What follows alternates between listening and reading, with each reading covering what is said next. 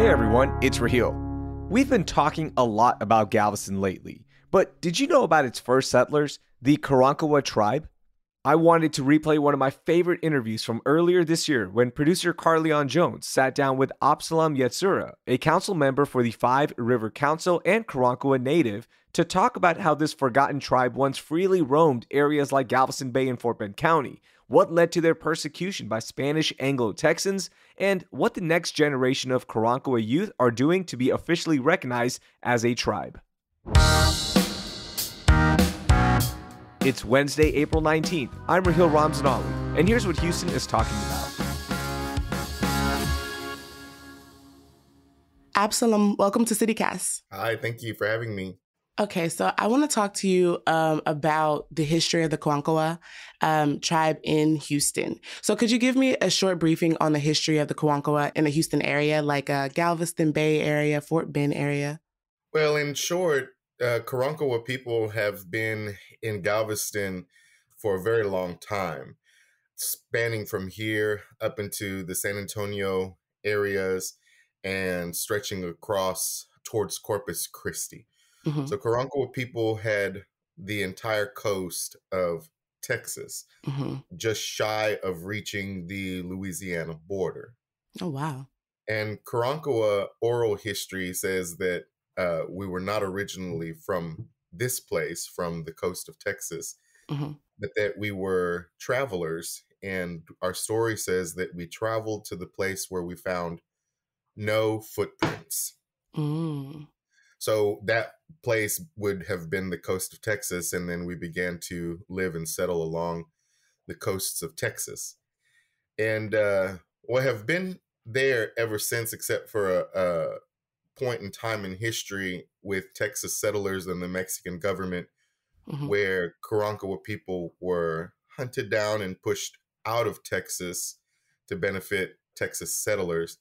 And we lived as refugees in Mexico for about 100 years until Karankawa people began to migrate back to the United States, back into Texas. This, of course, was due to some struggles with the Mexican government, Mm-hmm. things going on between the Mexican government and Texas.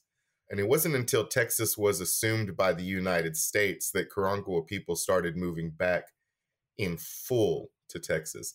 That's how we ended up coming back to several of our settlements that we had, whether it be down in Corpus or in the Valley area here in Houston.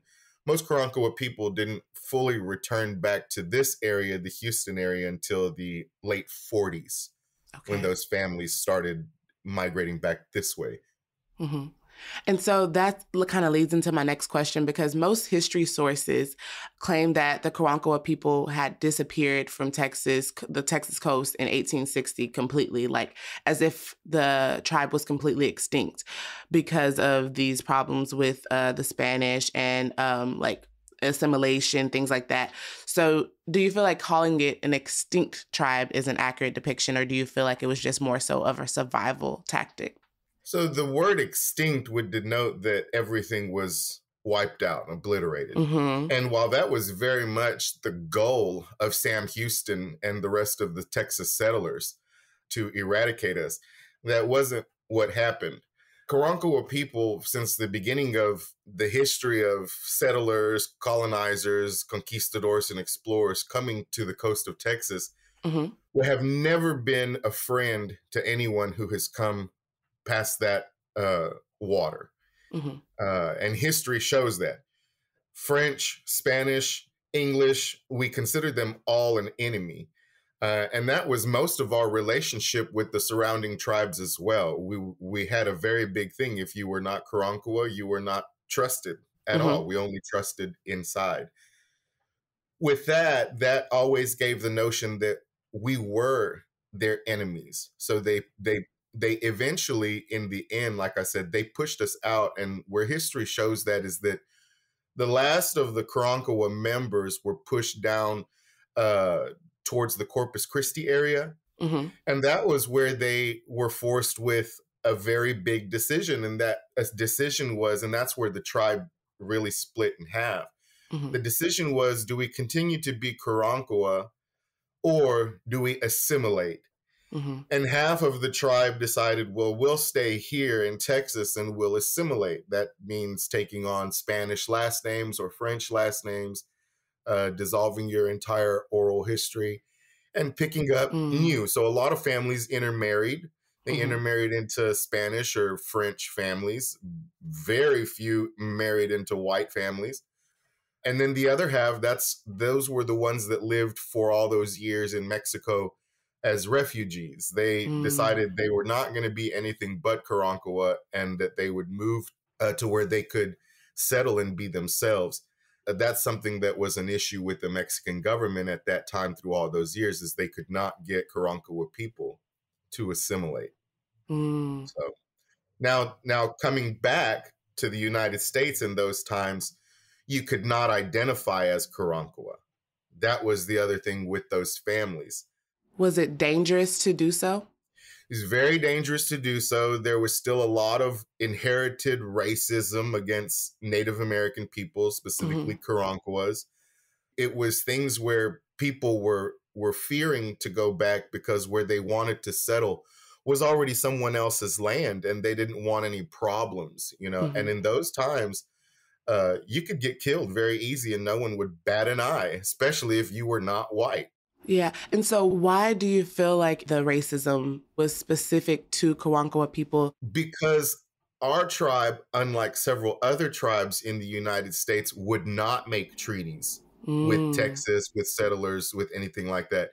No. You don't get to come here and say, oh, well, we're going to make peace and you give us this land and we'll give you this little portion of something. Yeah. That doesn't work for us. Everything that you're on belongs to us. And with those mentalities, the one without the gun and the one with the gun, they're going to do what they do. And so that's why Karankawa people with the weapons that they had at that time had a very hard time fighting back French and Spanish and English settlers because they had weapons. You know, the famous story that you hear here in Texas is we call it the Night of 300 Howls. Texas history calls it the Battle of Two Trees, in where 300 Karankawa warriors went down to rescue a young Karankawa girl on the Galveston Bay.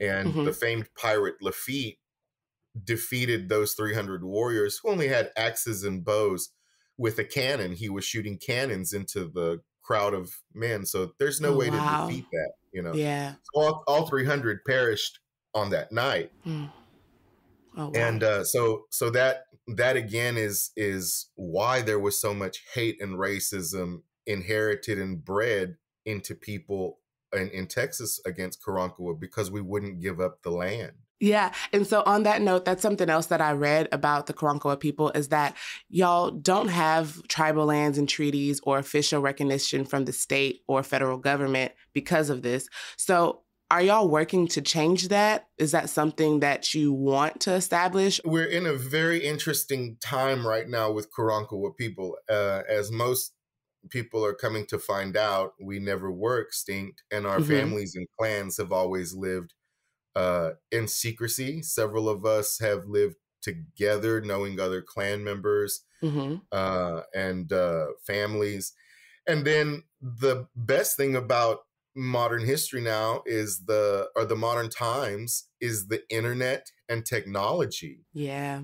We have been able to find each other all across the United States by leaving comments on people's research papers that they put online. Most recently, the most famous is Karankawas.com. It's a website run by a young man named Tim Cedar. But several of us had messaged that, and him in his good heart said, hey, let me put y'all together because y'all keep messaging me, but I'm not Karankawa, so y'all should message each other. And in the first meetings of 5 families of Karankawa descent, that's how we ended up putting together the first recognized government, if you could say that, of Karankawa people, which was the 5 Rivers Council. Oh, that's beautiful. And we named that 5 Rivers Council after the 5 major rivers of Texas that we settled upon. You know, that's where we lived. But since then, that time, the council, the main focus of the council for the tribe has been education. That is, that Karankawa people are still here. And most of the culture that you read about in books and online is either a lie or very vague concerning our culture. So we do a lot of that, presentations on what is our culture. And so that's the goal of the council now. Now, to say that, that conversation has been in several of the meetings. What do we do about this? The older generation, I'm 41. My generation up does not seek any state recognition, any federal recognition, any tribal lands, anything like that. The reason why is because if you think about it, over so many generations of existing, knowing who you are as a Karankawa person, the rest of those things became menial. The most important thing came, am I alive? Do I have my family? And is my family being fed? And are they healthy and happy? And that became the main focus of a lot of Karankawa people over the last 100 years. Now, the younger generation, these guys are intense, very much involved with social justice, climate change, environment, stuff like that, protesting and all that. They do believe that we should seek to be a recognized tribe and go to the state of Texas, and seek recognition. And that's the thing that we say. So what is it that you seek in recognition? Do you just want to be seen?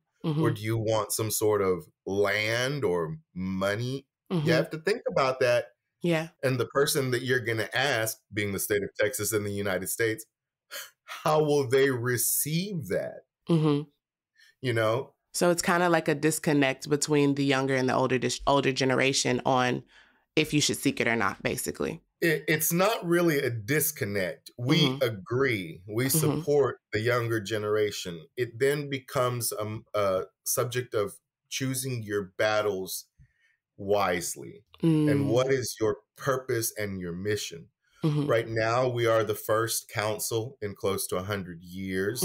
So where we're at now is that as the council, it's just a decision of, this is what our mission is, and this is what we're supposed to do. And when it's time for you to step into these shoes, that is your mission, and that is what you're supposed to do. And so you have a lot of time to think about what it is you're going to do and how you're going to do it, because that's not going to be an easy fight. So, as you were speaking about earlier, a lot of Karankawa people are left to kind of piece together the history orally. What was that experience like for you personally growing up? So a lot of our families retained oral history, and the history was kept in secret a lot of times. Many families would tell their history indoors, and then with the warning of, well, don't tell anybody because it'd be dangerous for you. You're Karankawa, but you tell people that you're Mexican or, this or that, but you know that you're Karankawa, and you know that these are our ways. Those traditions of the tribe, of the clans, they continue to exist within these families. The only thing that changes is this nationality of the family, but that fear was instilled and existed even into my grandmother's days. Oh, wow. When internet came out and we'd start researching, I, as a young man in my 20s at that time, my grandmother would always go, well, you need to be very careful with the things that you're doing. There's a lot of dangerous people out there, and they don't want you to be who you are, and this and that, And it just went on that way, even to my mother's generation, where they are aware of their indigenous background, choose not to acknowledge it because they were instilled with this fear. So they just go into life going, that's a part of me, but this is what I am. I'm not going to openly say that part. I'm going to say I'm Latino or I'm Hispanic, because of whatever. And several of them end up with businesses and beautiful careers, Mm-hmm. So for them, it was a fear. Let me not bring this up because it may jeopardize what I have going on right now. Mm. Okay, okay. And like as we also spoke about earlier, that the Karankawa people were were the first settlers in Galveston Bay area. How has that fact influenced the current culture that is in the Houston, Galveston area to this day? I don't think it has influenced the culture at all. I believe, honestly, Texas reached its goal and Mm-hmm. made us disappear. And with that disappearance was the installation of a whole new way of life and culture. Mm-hmm.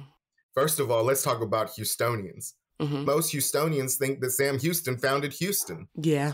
They don't even know the proper history of the Allen brothers coming from New York City, Mm-hmm. buying a plot of land and developing it into a commercial city. Mm-hmm. So I believe that Texas did a really good job in what their goal was. They said, Mm-hmm. we're going to erase these people and any culture of them and their existence. Mm-hmm. We're going to instill our own culture and our own way of life. And in 100 years, we'll put up a plaque on the side of the highway and say, oh, this used to be a campground of the Karankawa people in which you now live on. But they're extinct, so don't worry about that. Continue to thrive in whatever your culture is, Mm-hmm. So for us, it becomes this thing where we're caught. We love who we are. We love the city that we live in. I could tell you, I love Houston. Mm-hmm. I love the way she looks. I love the bayous. I love the parks. I love the people, the industry, the food, all of those things. Mm-hmm. At the same time, I love being Karankawa, Mm-hmm. And that's just where we are now. Is it a meeting you in the middle? Did I assimilate? I did assimilate.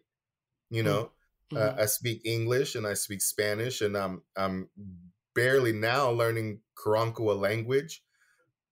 So it becomes a thing right now where as a Karankawa individual and being a Texan or living in Houston or whatever city we live in, we are very proud of those things. We do love those things, Mm-hmm. but again, it's choosing those battles. I'm not going to live my life every day saying, oh, well, you stole my land or you did this or you Mm-hmm. whatever those things are.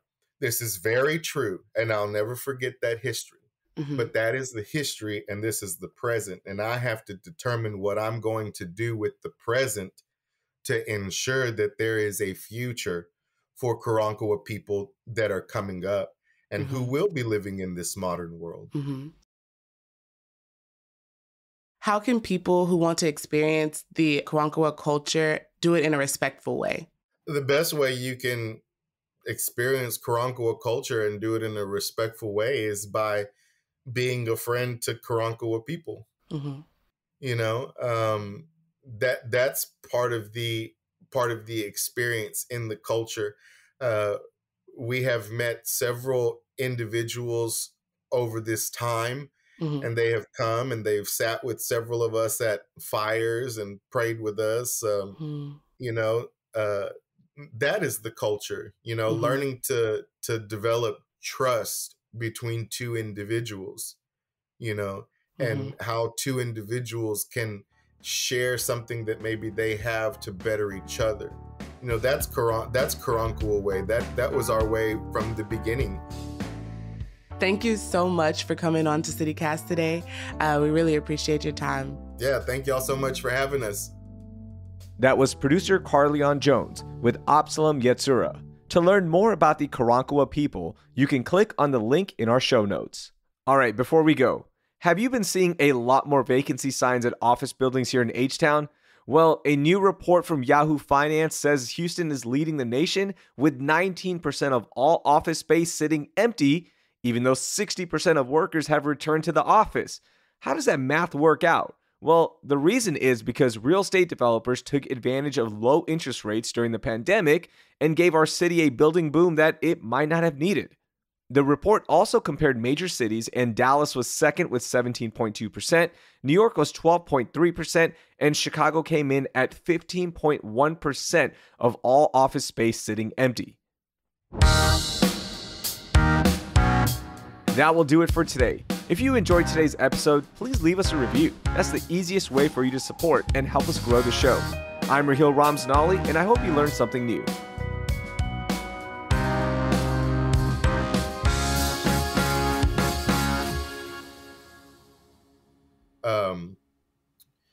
Where you have to excuse me, I lost my train of thought. No, it's fine.